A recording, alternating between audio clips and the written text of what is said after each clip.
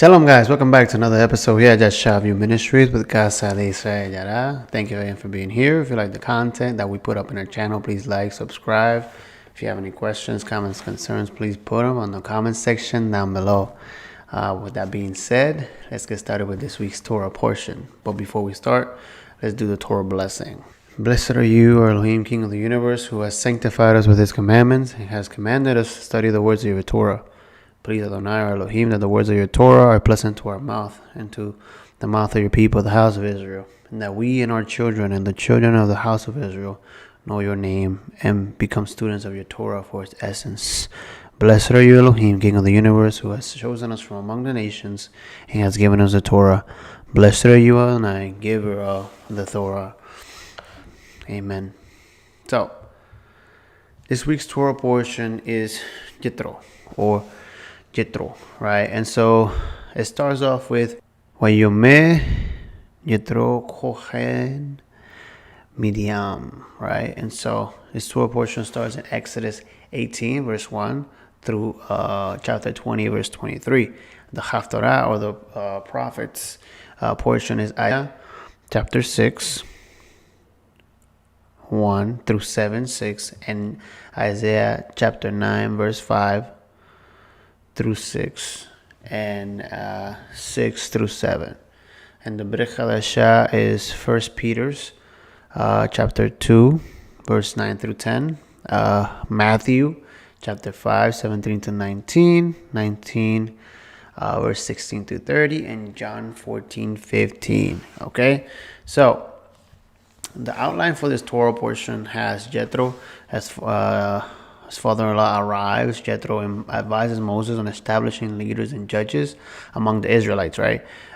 Requirements for righteous leadership, the Israelites' arrival at Mount Sinai, Elohim's love marriage proposal to Israel, right? The leaders and people of Israel accept the proposal. Israel prepares herself to receive the Torah and enter into covenant marital agreement with Adonai.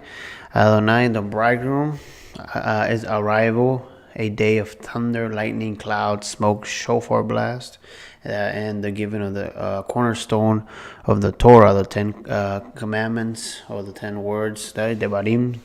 Okay, so before we get started, I want to share a lesson that I learned this week. Jonathan, one of our youth leaders, showed me a video with a teacher teaching a message from Psalm 23, right, where it says that the Lord is my shepherd and I lack nothing.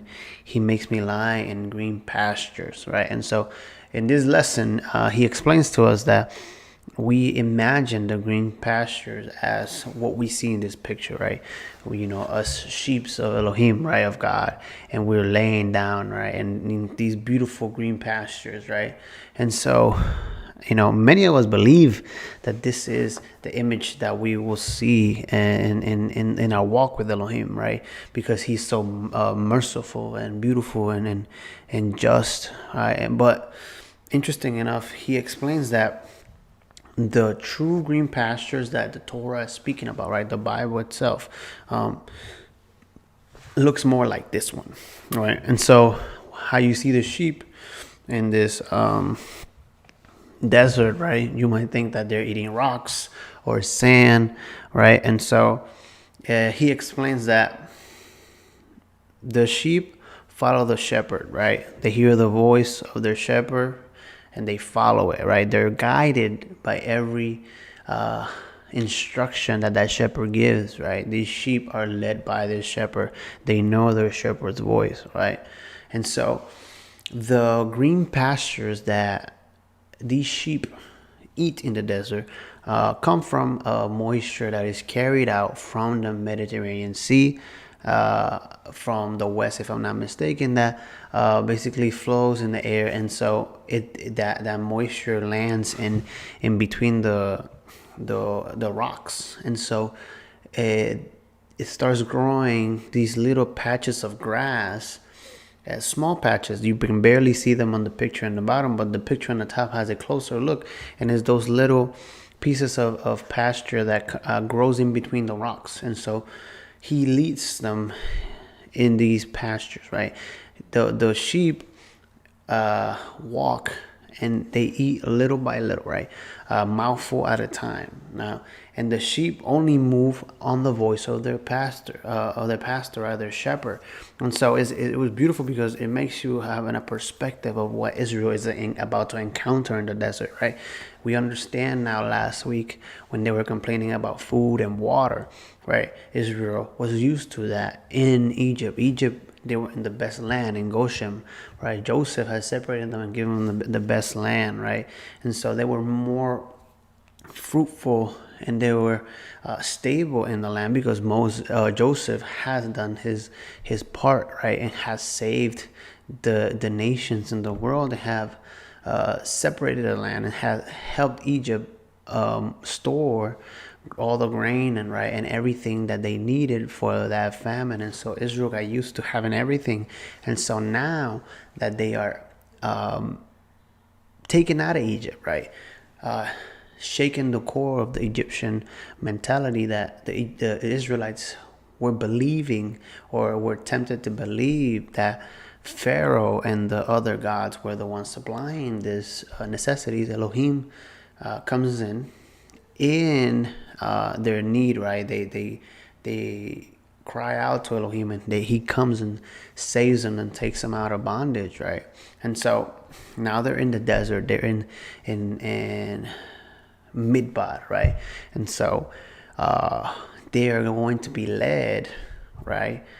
And so what they're going to be fed is a little bit at a time. Elohim is going to start giving them little by little. He's going to start structuring them and start changing who they were or who they became in Egypt. Because understanding that the people that enter Egypt were the fathers, but the fathers passed in Egypt, and what was left in Egypt were the children of the fathers of Israel, right? Of the 12 tribes. So all their children grew up in Egypt. So all these children that grew up in Egypt had to be reestablished, and they had to be shaken up, and they had to renew who they were and understand where their roots come from.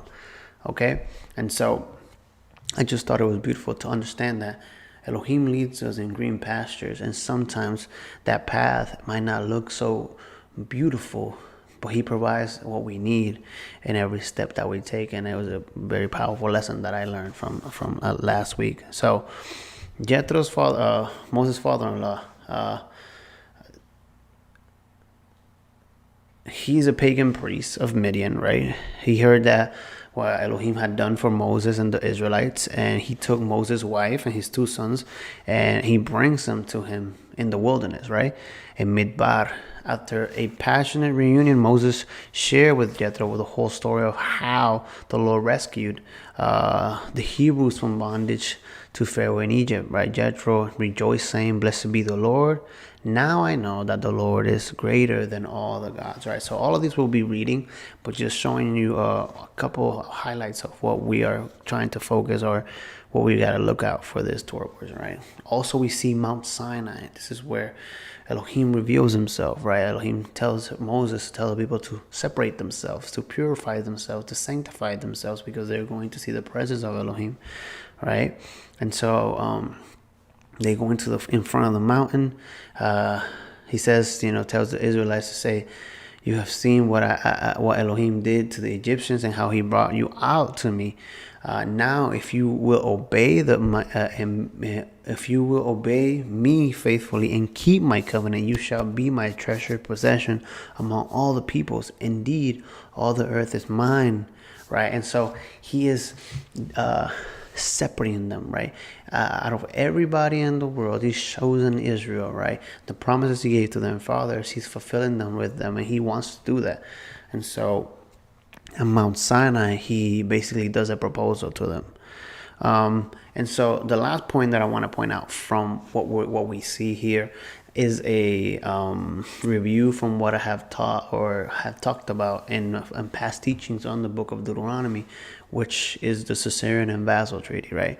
So in the ancient Near Eastern treaty patterns, right, there's a preamble, a title, right, the historical prologue, stipulations, obviously the deposition of the text, the public reading, witness summon, right? Blessings and curses, right? And all these points are how treaties and how documentation from gods to vassals, right, were established and structured, right? And so we see a little bit of this ancient Near Eastern structure in the original text, right? The Deuteronomy text is a renewal. This is the original, right? Where we see the preamble, right? Which is the title, which is Exodus 20, verse 1 and 2. It says, then Elohim spoke all these words, and he said, I am the Lord your Elohim, right? And then the historical prologue is Exodus 22, when it says, who brought you out of the land of Egypt, out of the house of slavery, right? So he's saying who he is and what he has done.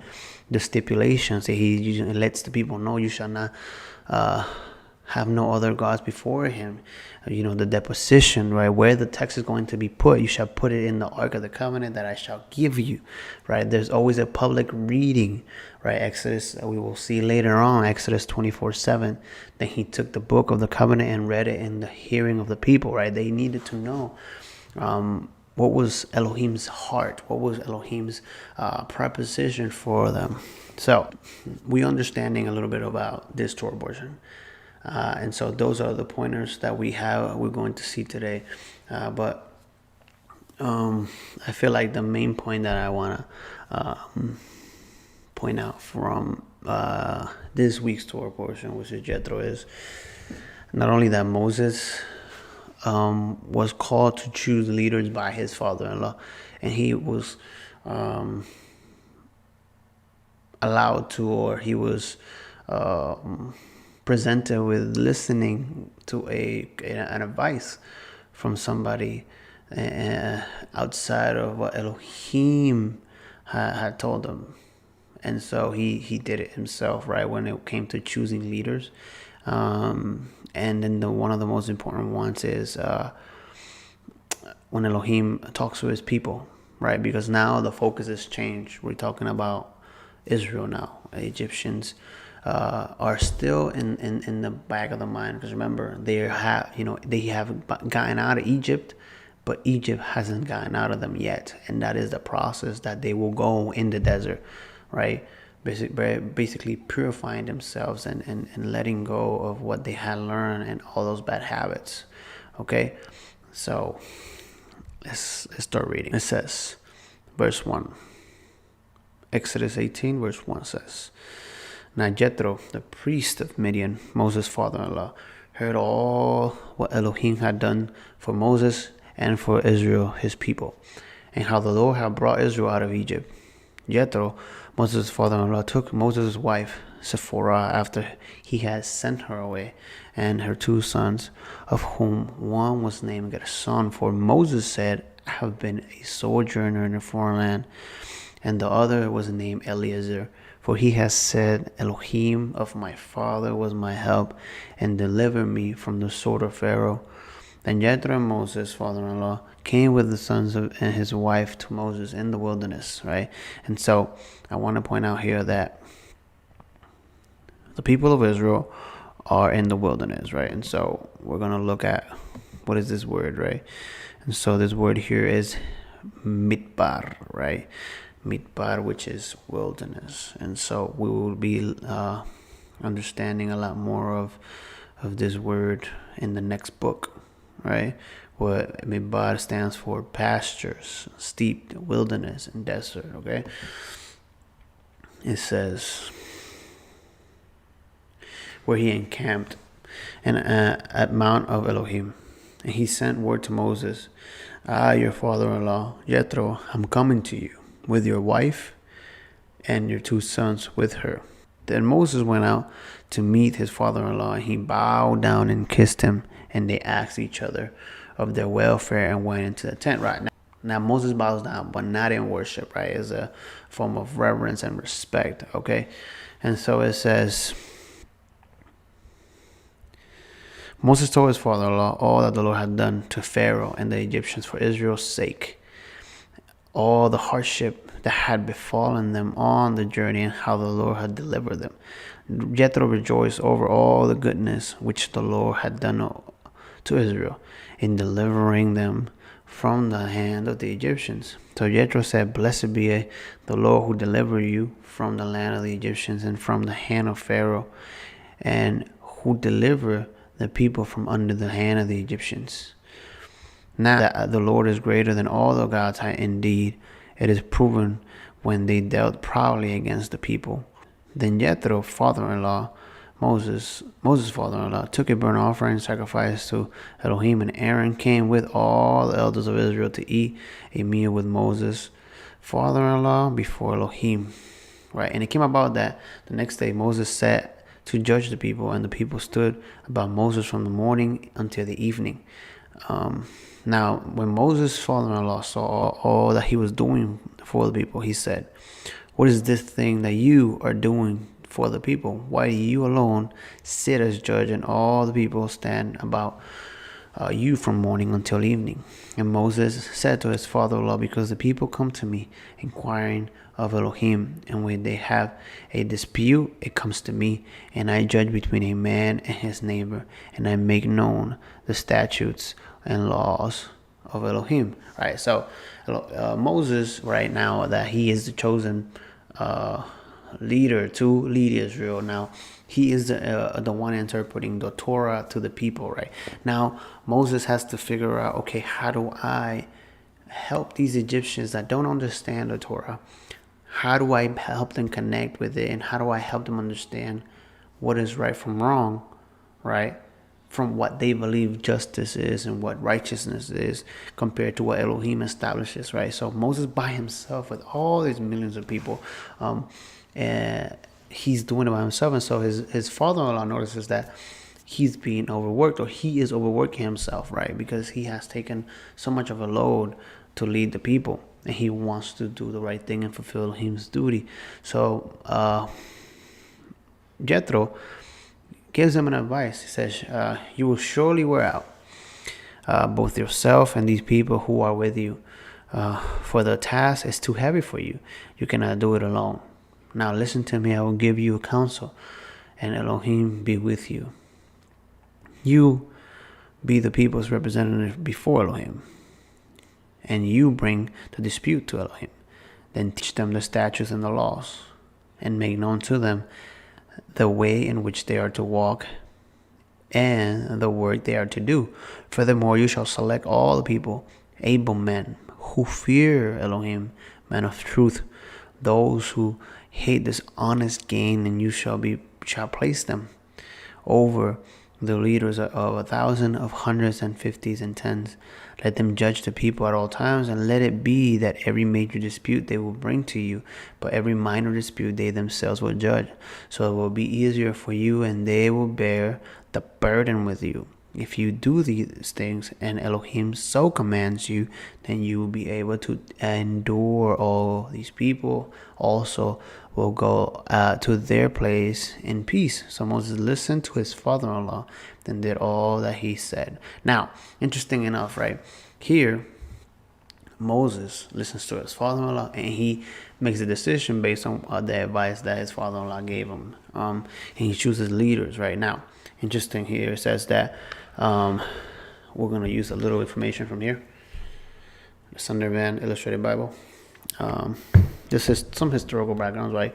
We use these resources because we don't know everything, and we use the information that very smart people that dedicated themselves have prepared, so we can, connect some dots and understand the bigger picture of the context of the people and the history. Okay, so it says here, chapter 18 verse 15 says, "The language used here indicates that this type of seeking involves a specific request on Moses' part for direct revelation from Yahweh." Right, so he does say, right, if Elohim so commands it, right? Such revelation from the deity is typically referred to as an oracle, right? And we see this when, if I'm not mistaken, Rebecca goes and looks for an oracle to see what's going on with her with her twins, if I'm not mistaken.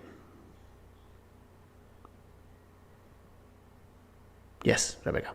Okay. And so, because Moses has in mind situations that involve his role as a judge in resolutions of legal disputes, the type of oracle at issue is almost certainly a judicial oracle, right? And so it says, verse 21, when it talks about capable men, says the word capable here can mean brave, heroic, or even upper class. In light of qualifications that follow this one, though, capable or competent is probably better. The other qualifications literally read fearers of God, men of truth, haters of unjust gain, right? Other societies have similar expectations, right, of those who served as judges. For example, in the Code of Hammurabi, 5 pertains to a judge who reserves a previous decision he himself made, right? Whether the judge has been influenced by a bribe or simply undependable is not made clear, but such a judge is to be fined and to have his adjudicating privileges permanently revoked, right? So it was very important in that time, and Elohim or Moses needed people that were going to be trustworthy and were going to fulfill Elohim's will according to what was established by Elohim, and help Moses relieve his stress, not make it worse or not make it a burden, right? And so here he's advised to do this, choose leaders, and he does so. Now we're gonna fast forward a little bit, right? So the 19, right, starts off saying, in the 3rd month after the sons of Israel had gone out of the land of Egypt, on the very day they came into the wilderness of Sinai, right? When they set out from Rephidim, they came to the wilderness of Sinai and camped in the wilderness, and there Israel camped in front of the mountain.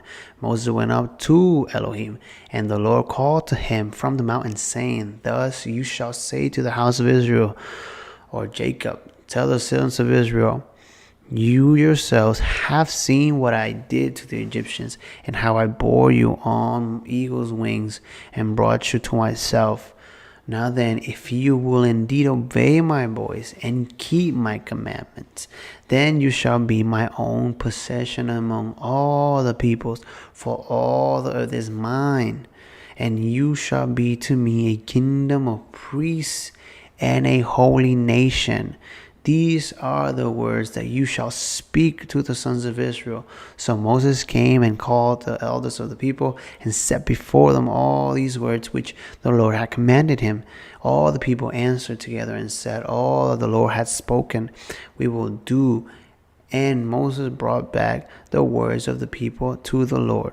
The Lord said to Moses, behold, I will come to you in a thick cloud, so that the people may hear when I speak with you, and may also believe in you forever. Then Moses told the words of the people to the Lord. The Lord also said to Moses, go to the people and consecrate them today and tomorrow, and let them wash their garments, and let them be ready for the 3rd day. On the 3rd day the Lord will come down on Mount Sinai in the sight of all the people. You shall set bounds for the people all around, saying, be aware that you do not go up on the mountain or touch the border of it. Whoever touches the mountain shall surely be put to death. No hand shall touch him, but he shall surely be stoned or short though. Whether a beast or a man, he shall not live. When the ram's horn sounds along the blast, right, they shall come up to the mountain. So Moses went up down from the mountain to the people and consecrated the people, and they washed their garments. He said to the people, be ready for the 3rd day, do not go near a woman. So it came about on the 3rd day, when it was morning, that there were thunder and lightning and flashes and thick cloud upon the mountain, and every loud trumpet sound, so that all the people who were in the camp trembled. And Moses brought the people out and to the camp to meet God, and they stood at the foot of the mountain. Now Mount Sinai was all in smoke, because the Lord descended upon it in fire, and its smoke ascended like the smoke of a furnace, and the whole mountain quaked violently. When the sound of the trumpet grew louder and louder, Moses spoke, and Elohim answered him with a thunder. And then the Elohim came down on Mount Sinai to the top of the mountain. And the Lord called to Moses to the top of the mountain, and Moses went up. And the Lord spoke to Moses and said, Go down and warn the people, so that they do not break through the Lord's gates, and many of them perish, and also the priests who come near the Lord to consecrate themselves, or else the Lord will break out against them. And Moses said to the Lord, The people cannot come up to Mount Sinai, for you warned us, saying, Set bounds about the mountain and consecrate it. Then the Lord said to him, Go down and come up again, you and Aaron with you, but do not let the priests and the people break through and come up to the Lord, and he will break forth upon them. So Moses went down to the people and told them. Then the Lord spoke all the words, saying, Now Elohim is going to start giving the commandments. Now, understand something. Elohim is going to present who he is and what he expects of these people, right? He gives them the message that they have to purify themselves, right? They have to consecrate themselves because they were going to meet Elohim, and Elohim is pure, right? And so they set boundaries in the mountain, right? Holiness boundaries, right?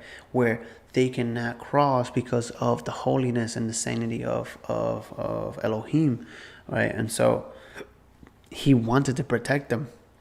He wanted to understand the concept that Elohim is holy and he is to be respected, and his sacred space is supposed to be respected.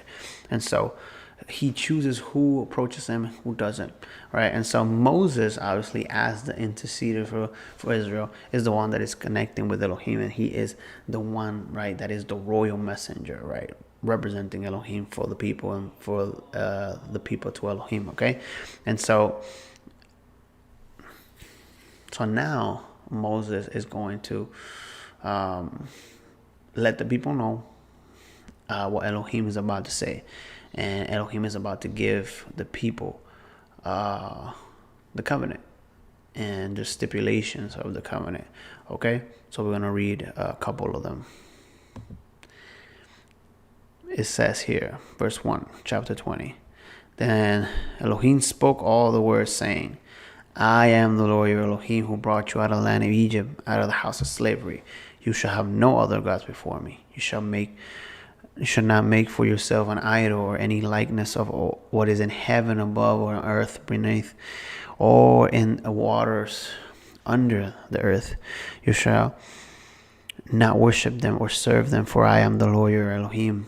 I am jealous, visiting the iniquity of the fathers on the children, on the third and the fourth generation of those who hate me, but showing love and kindness to thousands, to those who love me and keep my commandments. You shall not take the name of the Lord your Elohim in vain, for the Lord will not leave him unpunished who takes his name in vain.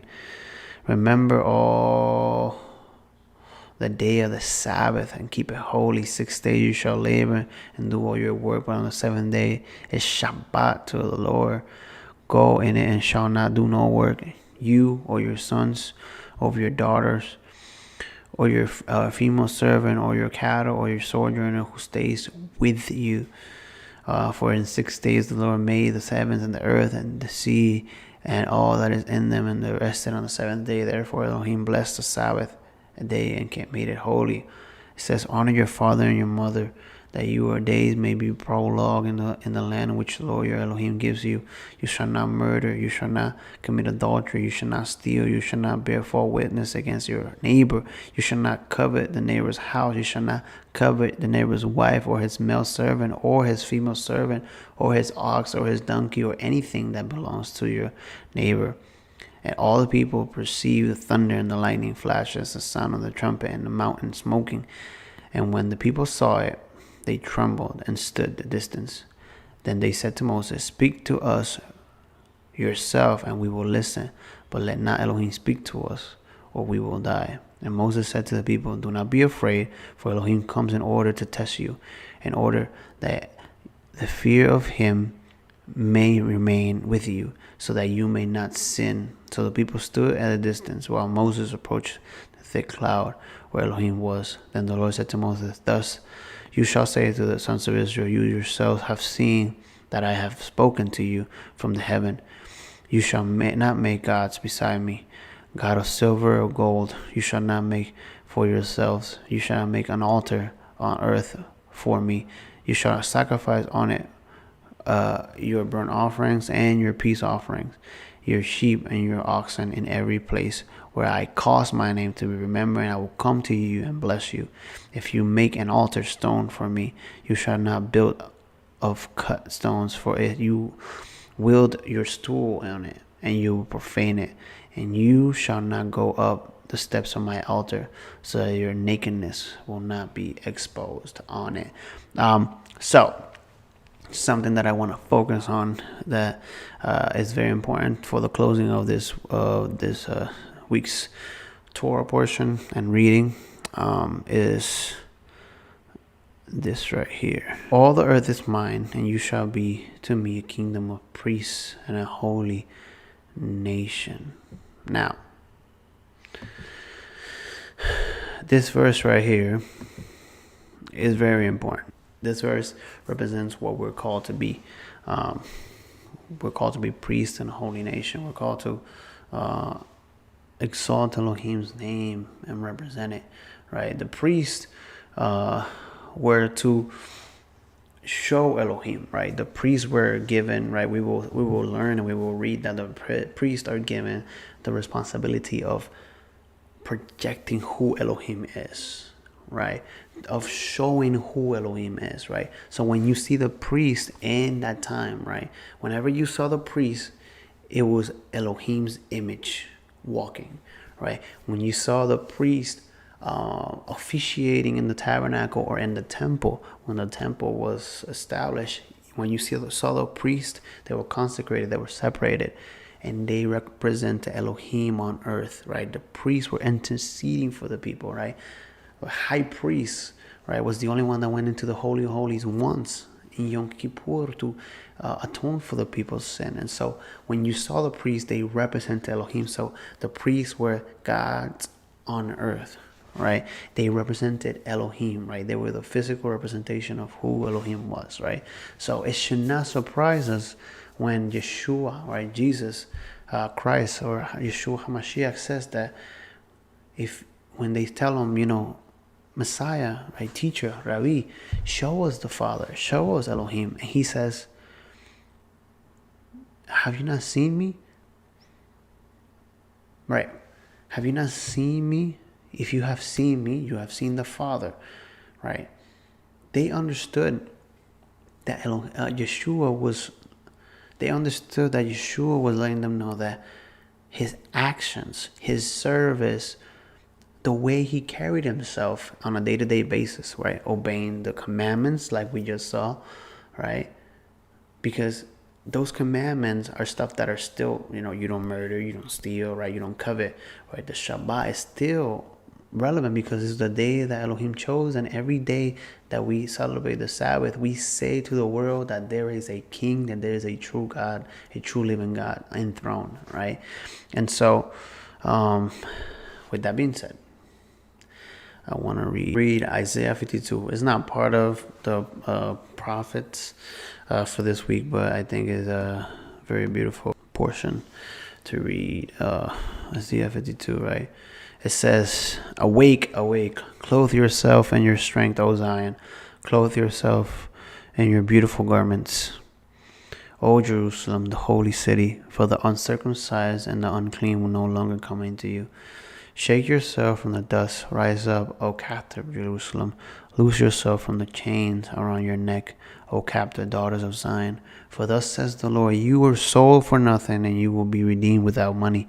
For thus says the Lord, your Elohim, my people went down at the first into Egypt to reside there. Then the Assyrians oppressed them without cause. Now therefore, what do I have here, declares the Lord? See, my people have been taken away without cause. Again the Lord declares, those who rule over them, how? And my name is continually blasphemed all day long. Therefore my people shall know my name. Therefore in the day that I am the one who is speaking here, I am. How lovely on the mountains are the feet of him who brings good news, who announces peace and brings good news of happiness, who announces salvation and says to Zion, your God reigns. Listen, your watchmen lift up their voices. They shout joyfully together, for they will see with their own eyes when the Lord restores Zion. Break forth, shout joyfully together, you waste places of Jerusalem, for the Lord has comforted his people. He has redeemed Jerusalem. The Lord has bared his holy arm in the sight of all the nations, that all the ends of the earth might see the salvation of the Lord.